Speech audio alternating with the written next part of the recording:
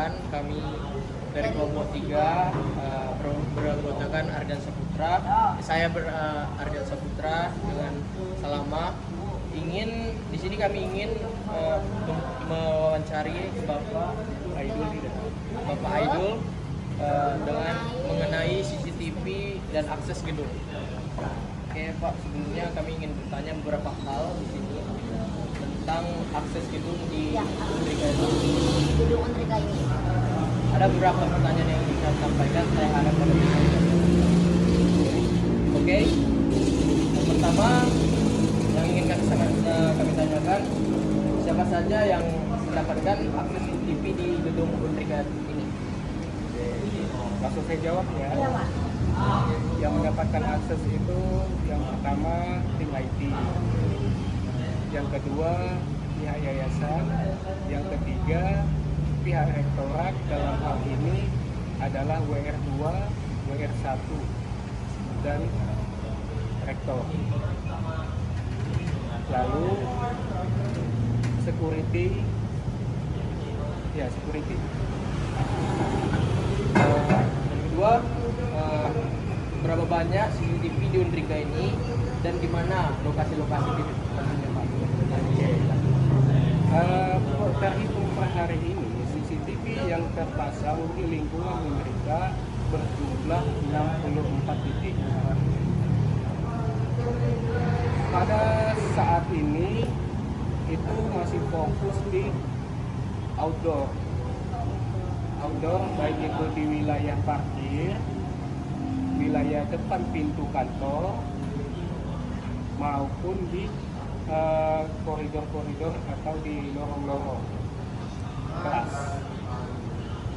Ada beberapa yang baru terpasang itu di indoor, yaitu di aula dan di lab ekonomi FEB, dan di dalam lobi ruang rektorat. Oke. Ketiga Pak, selanjutnya bagaimana prosedur untuk mendapatkan akses rekaman CCTV? Ketika ada laporan kehilangan ataupun ada permintaan, itu hubungi security. Dari security itu menghubungi pihak IT kampus. Nah, dari situ bisa kita investigasi lanjut. Sesingkat itu aja. Yang selanjutnya, apakah ada jadwal rutin fungsional setiap kamera dari kualitas gambar, jangkauan dan fokusnya? Karena CCTV yang terinstalasi yang diadakan di kampus ini adalah CCTV statis dan dengan spesifikasi 2 megapiksel, kita tidak begitu kesulitan untuk apakah itu maintenance-nya, karena server CCTV kita juga sudah menggunakan NDR, yaitu teknologi network. Jadi tinggal kemampuan simpannya saja. Sampai per hari ini kapasitas penyimpanan per NDR itu adalah 8 tera. Saat ini jumlah perangkat NDR untuk kebutuhan CCTV ada 2. Artinya total kapasitas hard disk untuk CCTV untuk kebutuhan 64 titik CCTV adalah 16 tera. Nah, setelah berdasarkan tracking, 16 tera itu bisa menyimpan video rekaman sampai 12 hari.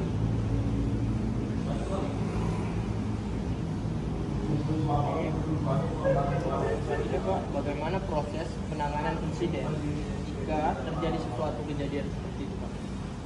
Iya, seperti yang saya jelaskan tadi, ketika ada terjadi insiden, lapor ke security untuk diteruskan ke pihak IT. Dengan begitu kita bisa investigasi ke dua belah pihak, baik dari pihak IT dan orang yang melapor, pihak yang melapor. Mm-mm. Dan yang terakhir ya Pak, berapa lama rekaman itu disimpan sebelum dihapus Pak? Tadi udah saya kasih tahu ya, udah saya jelaskan ada 12 hari. Hanya saja ini untuk proses penghapusan itu bukan secara manual. Dia sudah secara otomatis berdasarkan memori yang kita pilih dan konfigurasi yang kita pilih. Dia menghapus berdasarkan secara otomatis. Makanya setelah memasuki hari ke-13, maka hari yang terlama itu terhapus. Itu. Jadi kabar baiknya kita masih ketika ada insiden, kita masih bisa tuh beberapa hari kemudian itu kita melakukan untuk menginstall CCTV, rekaman CCTV mau sampai 12 hari seperti yang lalu. Itu dia. Jadi kalau hari kejadiannya adalah di hari Jumat, lalu kita melakukan dari Sabtu, itu libur hari kerja, Minggu juga libur. Nah, Senin kita masih bisa melihat rekaman CCTV. Jadi dengan adanya teknologi sekarang ini, apalagi teknologi yang digunakan mereka itu bukan DVR lagi, tapi sudah berbasis networking. Itu memudahkan kita untuk men-tracking rekaman. Itu dia. Boleh tahu Pak, rekaman gimana Pak? Untuk layar aksesnya semua ada di pos security. Di pos security. Jadi kalau siapapun yang ingin melihat, ingin bertanya terkait rekaman CCTV atau katakan terjadi insiden, itu pos security semua. Itu dia. Hanya saja saat ini kan saya lagi mengawasi juga, lagi memantau efisiensinya itu. Layar di pos security itu 32 inci, tetapi dengan jumlah channel per NTR-nya itu ada 32 channel. Nah, kita bisa by slide site. Jadi kita menggunakan splitter namanya. Jadi splitter, jadi dia bisa pilih itu ke NTR A, ke NTR B. Satu layar berapa? Bisa sampai 32 channel. 32 channel bisa, cuma kan jadi kecil-kecil. Nah, ternyata setelah saya amatin, yang paling efisien itu tetap menggunakan tablet untuk memudahkan ini kan, untuk menavigasi mau kita melihat rekaman mana. Karena kalau masih menggunakan ini mouse itu kesulitan. Tuh. Kalau spesifikasi CCTV kita saat ini, kita menggunakan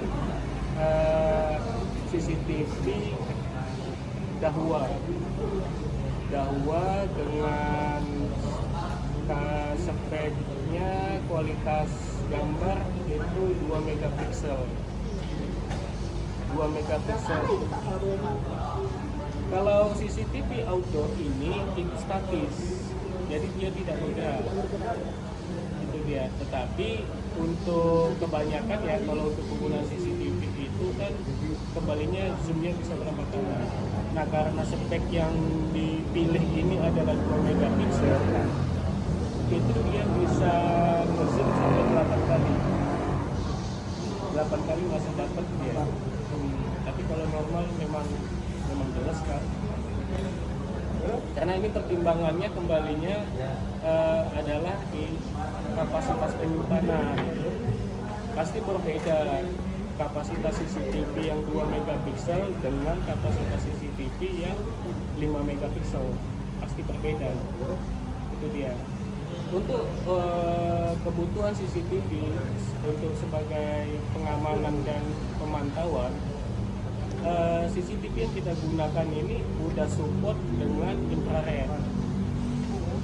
Oke, jadi walaupun dalam keadaan gelap kita bisa melihat jelas. Ya, menurut saya teknologi yang diterapkan di Amerika sekarang sudah menyesuaikan kebutuhan saat ini dan sudah mengikuti teknologi yang sedang dilakukan saat ini. Perkembangan teknologi pada zaman ini. Jadi kita nggak gunakan CCTV analog lagi, kita nggak gunakan DVR lagi namanya.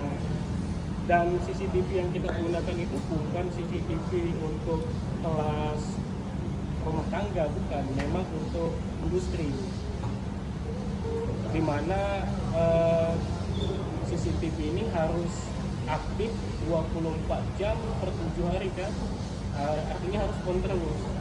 Makanya kita butuh sumber daya dan teknologi yang terbarukan. Ya, kita harap kedepannya Amerika ini terus ada inovasi dan berkembang terus.